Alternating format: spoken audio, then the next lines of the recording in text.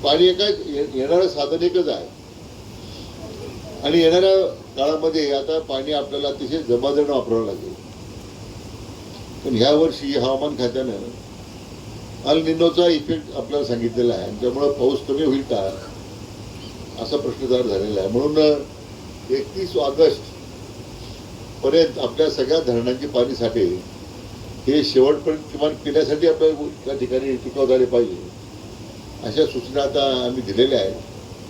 त्यामुळं प्रत्येक रोटेशनला इतकं पाणी आपल्याला मिळेल अशी काही स्थिती नाही आहे. कारण अल निनो इफेक्टमुळं जर सगळ्याच महाराष्ट्राच्या धरणांच्या आम्ही आता सूचना दिल्या आहेत. 31 ऑगस्टपर्यंत पाणी पुरलं पाहिजे. तोपर्यंत आता जूनमध्ये पावसाळा येतो, जून झाला नाही, जुलैमध्ये झाला नाही, ऑगस्टपर्यंत तरी पिण्यासाठी पाणी राहिलं पाहिजे. अशा अतिशय योग्य नियोजन आपण करण्याचा प्रयत्न करतो. तर मला आनंद आहे की जोपर्यंत शक्य आहे तोपर्यंत 100% पाणी द्यायची आपण व्यवस्था करू.